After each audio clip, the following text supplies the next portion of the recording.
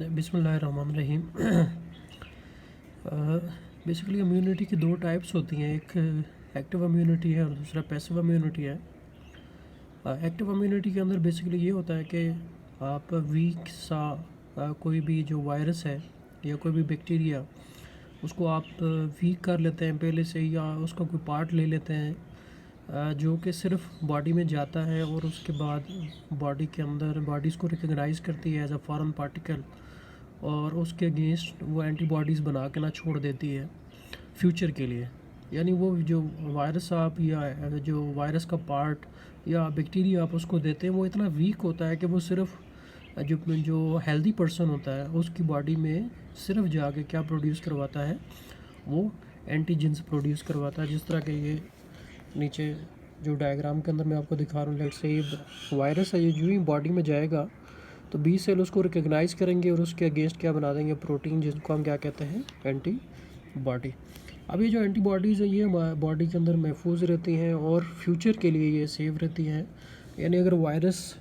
फिर दोबारा से कभी अटैक करे तो ये एंटीबॉडीज़ उस पर्सन की बॉडी के अंदर मौजूद हैं। तो इस तरह की जो एंटीबॉडीज़ हम खुद प्रोड्यूस करवाते हैं एंटीजन इंसर्ट करके। एंटीजन मींस वो वायरस हो सकता है, वो बैक्टीरिया या कोई भी पार्टिकल हो सकता है। तो इस तरह की जो इम्यूनिटी होती है उसको बेसिकली हम क्या कहते हैं, एक्टिव इम्यूनिटी। नाउ कभी कभार ये होता है कि जो जिस तरह की स्नेक बाइट के अंदर ये होता है कि कभी कभार जो स्नेक काटता है बंदे को तो उस जो पॉइज़न होता है वो इतना जो डेंजरस होता है कि वो इतना आप उसको मतलब इंतज़ार नहीं कर सकते कि वो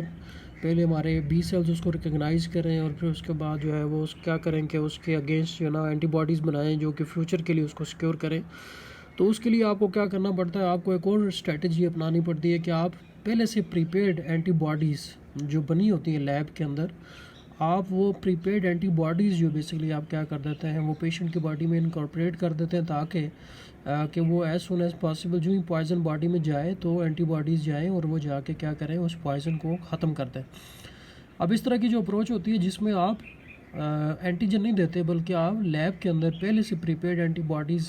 जो आप बनी बनाई आप देते हैं पेशेंट को और वो रिकवर कर जाता है। तो इस इम्यूनाइजेशन को या इस इम्यूनिटी को बेसिकली हम क्या कहते हैं, पैसिव इम्यूनिटी बोलते हैं। तो पैसिव इम्यूनिटी में जैसा कि मैं ये डायग्राम में शो भी कर रहा हूँ कि आपको आप प्रीपेड एंटीबॉडीज़ जो है वो क्या करते हैं, आप वो इंट्रोड्यूस करवाते हैं किसके अंदर, वो पेशेंट के अंदर। अब इसका मैंने ये थोड़ा सा स्लाइड एक डायग्राम बनाई हुई है छोटी सी, जिससे जो है ना ये चीज़ ज़्यादा एक्सप्लेन हो सकती है कि लेट से ये वायरस बॉडी में गया और बी सेल ने उसको रिकग्नाइज़ किया और आपने क्या किया, एंटीबॉडीज़ उसने बना दी बॉडी ने। अब एंटीबॉडीज़ को आप एक्सट्रैक्ट कर लेते हो। अब आप क्या करते हो कि ये प्रीपेड एंटीबॉडीज़ है जो कि आपके पास बनी हुई है और आप इनको क्या करते हो, आप ये पेशेंट को दे देते हो और पेशेंट की बॉडी के अंदर लेट से ये वायरस मौजूद है तो इसकी अगेंस्ट एंटीबॉडीज़ आपने पहले से बनाई हुई थी और वो आपने इनकॉर्पोरेट कर दी तो वो क्या करता है, उस वायरस को क्या करता था, किल। अब ये मैंने एक स्टेटस अपलोड किया था और पैसिव इम्यूनिटी के बारे में बहुत सारे लोग जो है ना दोस्त मुझसे सवाल पूछ रहे हैं कि पैसिव इम्यूनिटी किस तरह वर्क करती है। तो मैं जो है ना इस वीडियो के ज़रिए बड़ा सिंपल से एक्सप्लेन करना चाहता हूँ कि लेट से एक जो बंदा जो पेशेंट रिकवर हुआ तो उसकी बॉडी में क्या हुआ कि जो कोविड वायरस है वो उसकी बॉडी में गया, बी सेल ने उसको रिकग्नाइज़ किया और उसके अगेंस्ट एंटीबॉडीज़ बना दी, वो बंदा यानी रिकवर हो गया, वो ठीक है। इसका मतलब उसकी बॉडी के अंदर उसकी एंटीबॉडीज़ मौजूद है उस कोविड वायरस के अगेंस्ट। ना ये बड़ा आसान सा काम है कि अगर आप ये एंटीबॉडीज़ जो है ना वो एक्सट्रैक्ट कर लें और इन एक्सट्रैक्टेड एंटीबॉडीज़ को आप क्या करें, उनको आप जो है ना वो जो पेशेंट हैं जो कि बड़े क्रिटिकल सिचुएशन में हैं, अगर आप ये एंटीबॉडीज़ उनको दे देंगे तो ये क्या होगा, ये जो प्रीपेड एंटीबॉडीज़ है जो कि आपने रिकवर्ड पेशेंट से ली हैं वो क्या करेंगे, उस वायरस को जाके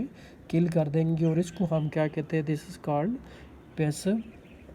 इम्यूनाइजेशन। अब जो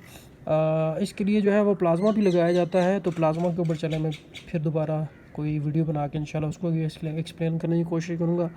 तो मुझे उम्मीद है कि ये वीडियो जो है वो बहुत सारे दोस्तों के लिए काफ़ी होगी और उसको उनको अंडरस्टैंड करने में आसानी हुई होगी कि बेसिकली पैसिव इम्यूनाइजेशन होती क्या है और किस तरह आज ये जो सिचुएशन चल रही है कोविड जो वायरस है तो इसके अगेंस्ट हम ये बड़ा एफिशिएंट जो है ना ये मेथडोलॉजी हो सकती है अगर इसको यूज़ किया जाए तो बहुत शुक्रिया सबका, थैंक यू।